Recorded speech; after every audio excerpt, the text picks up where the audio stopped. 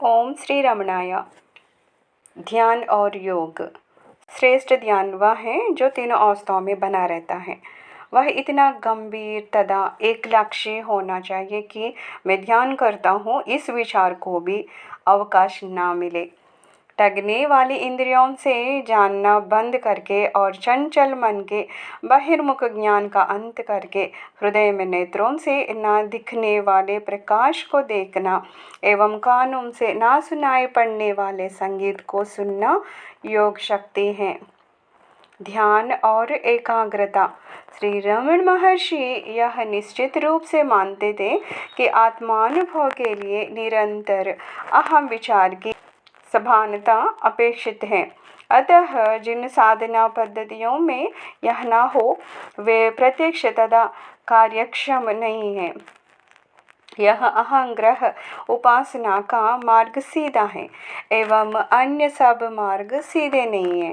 प्रथम मार्ग आत्मा तक पहुँचता है, दूसरी जगह, यद्यपि ये अप्रत्यक्ष मार्ग अंत में आत्मा तक पहुँचाते हैं। इसका कारण यह है कि वे अंत में साधक को प्रथम मार्ग पर लाते हैं जो उसे लक्ष्य तक पहुंचाते हैं। इस प्रकार आखिर साधकों को प्रथम मार्ग का स्वीकार अवश्य करना पड़ता है। तो अभी से ऐसा क्यों ना किया जाए, समय का दुर्व्यय क्यों किया जाए, अर्थात दूसरी युक्तियों संभवतः किसी समय साधक को आंतरिक निश्चलता की अवस्था तक ले जाए जिसमें हम सभानता अनजाने में ही उत्पन्न हो सकती है। लेकिन आत्मा तक पहुंचने के ये घुमाव वाले मार्ग हैं। श्री रमन कहते हैं कि दूसरी पद्धतियाँ साधक को उस स्थान तक लाती हैं जहाँ आत्मानुसंधान प्रारंभ होता है। इसलिए वे उनको उन मार्गों पर चलने की सम्मति तभी देते हैं जब उनको लगता है कि आत्मानुसंधान के मार्ग पर चलने में असमर्थ या अनिच्छुक है। यह बात श्री रमण गीता मीन्स प्रारंभिक समय में हुए वार्तालापों का संकलन के एक वार्तालाप से स्पष्ट होती है, जिसमें श्री रमण विस्तार से समझाते हैं कि क्यों आत्मानुसंधान एकमात्र आत्मानुभव का मार्ग है। श्री रमण के प्रतिपादन को ध्यान से सुनने के बाद भी प्रश्न पूछने वाला आत्मानुसंधान ही आत्म प्राप्ति का एकमात्र मार्ग है ऐसा स्वीकार करने के लिए तैयार नहीं था। अतः उसने पूछा कि क्या आत्म साक्षात्कार की दूसरी पद्धतियाँ भी हैं या नहीं। तब श्री रमण ने उत्तर दिया, किसी वस्तु पर ध्यान करने वाले तथा आत्मानुसंधान करने वाले साधक का लक्ष्य एक ही है। एक ध्यान से निश्चलता प्राप्त करता है, दूसरा ज्ञान से एक किसी वस्तु को प्राप्त करना चाहता है, दूसरा प्राप्त करने वाले के स्वरूप को जानना चाहता है। प्रथम में अधिक समय लगता है लेकिन अंत में आत्मा को ही प्राप्त करना है। उस साधक का दृष्टा दृश्ययुक्त ध्यान मार्ग के प्रति सर्वसाधारण देखने में आता है ऐसा आग्रह था एवं वह आत्मानुसंधान पद्धति को स्वीकार करना नहीं चाहता था। ऐसा जानने के पश्चात उसकी श्रद्धा का भंग ना हो इसलिए श्री रमन ने उसे अपनी पसंद के मार्ग पर चलने के लिए प्रोत्साहित किया तथा उससे कहा कि वह उसे आत्मा तक पहुंचाएगा।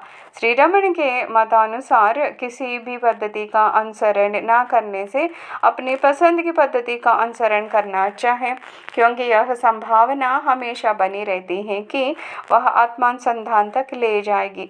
उन्होंने कई दूसरे साधकों को इन्हीं कारणों से इस प्रकार के उत्तर दिए थे जिनसे ऐसा सूचित होता है कि आत्मानुसंधान या आत्मसमर्पण से अन्य पद्धतियाँ भी आत्म साक्षात्कार करा सकती हैं, लेकिन इसे स्वीकार करना ठीक नहीं होगा क्योंकि वे उन्हीं लोगों को दी गई थी जो आत्मानुसंधान के प्रति आकृष्ट नहीं होते थे और अपनी पसंद की पद्धति का ही अनुसरण करना चाहते थे, जिन्हें वे अप्रत्यक्ष पद्धतियाँ कहते थे।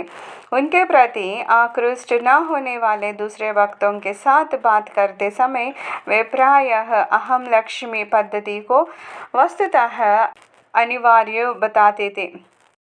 यद्यपि श्री रमण आत्मानुसंधान के आग्रही थे, उन्होंने किसी को भी अपनी मान्यता या अभ्यास पद्धति बदलने के लिए नहीं कहा। यदि उनके भक्त भी आत्मानुसंधान करना नहीं चाहते थे तो वे उन्हें सहर्ष दूसरी पद्धति के लिए मार्गदर्शन करते थे। इस प्रकरण में मुख्यतया उन भक्तों के साथ हुए वार्तालापों का समावेश है जो परंपरागत ध्यान पद्धति के लिए मार्गदर्शन पाना चाहते थे।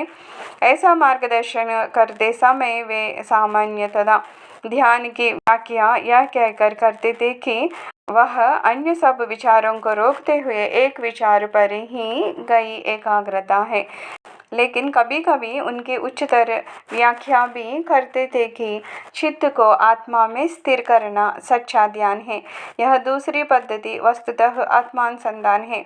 उनकी यह प्रारंभिक रचना में वे कहते हैं, चित्त को हमेशा आत्मा में स्थिर रखना आत्मानुसंधान है और मैं ब्रह्मा हूँ ऐसा विचार ध्यान है। ध्यान और एकाग्रता का प्रथम प्रश्न, ध्यान एवं विचार में क्या भेद है? दोनों का परिणाम एक ही है। जो विचार के योग्य नहीं है उनको ध्यान करना चाहिए। ध्यान में साधक स्वयं को भूलकर मैं ब्रह्मा हूँ या मैं शिव हूँ ऐसा सोचता है और इस प्रकार ब्रह्मा अथवा शिव पर चित्त एकाग्र करता है, जिसके अंत में ब्रह्मा या शिव शेष चैतन्य रूप है ऐसा अनुभव होगा। तब उसे पता चलेगा कि यही शुद्ध सत्ता अर्थात आत्मा है।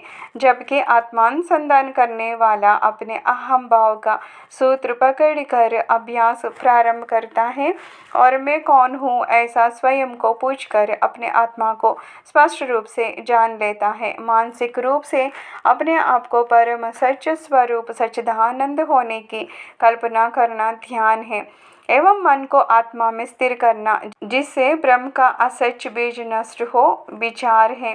साधक जिस रूप में आत्मा का ध्यान करता है उसी रूप में उसे प्राप्त करता है। वे शांत नम्र भक्त जो किसी भी प्रकार की कल्पना के बिना मौन रहते हैं, कैवल्य की उदात्त निर्विशेष अवस्था प्राप्त करते हैं जो आत्मा की निराकार स्थिति है। अगला प्रश्न, ध्यान विचार की अपेक्षा अधिक सीधा है क्योंकि ध्यान में साधक सच को पकड़े रहते हैं जबकि विचार में उसे असच के सच को अलग करना पड़ता है। तो भगवान ने उत्तर दिया, प्रारंभ में रूप का अवलंबन लेकर ध्यान करना अधिक सरल एवं रुचिकर है। उसका अभ्यास साधक को आत्मानुसंधान तक ले जाता है जिसका स्वरूप ही सच और असच का विवेक करना है। जब आपका चित्त विरोधी भावों से भरा हुआ हो तब सच को पकड़े रहने से क्या लाभ है? आत्मविचार आपको उन अवरोधों को हटाकर जो आपको ऐसा सोचने के लिए विवश करते हैं कि आत्मा पहले से ही साक्षात नहीं है, सीधे ही साक्षात्कार करा देता है। साधक के विकास के स्तर के अनुसार ध्यान भिन्न होता है। यदि साधक इसके योग्य है तो वह सीधे ही विचार करने वाले की सूत्र रूप में पकड़े रह सकेगा और वह अपने आप अपनी मूलभूत शुद्ध चेतना में विलीन हो जाएगा। लेकिन यदि वह सीधे ही विचार करने वाले को पकड़े नहीं रह सकता तो उसे अवश्य ईश्वर का ध्यान करना चाहिए और समय आने पर वही व्यक्ति पर्याप्त रूप से शुद्ध होने पर विचार करने वाले को पकड़ रख सकेगा एवं पूर्ण सत्ता में विलीन होगा। अहंकार को बनाए रखकर ही ध्यान संभव है। अहंकार होता है और ध्येय भी होता है। यह पद्धति अप्रत्यक्ष इसलिए है कि वास्तव में आत्मा केवल ही एक ही है।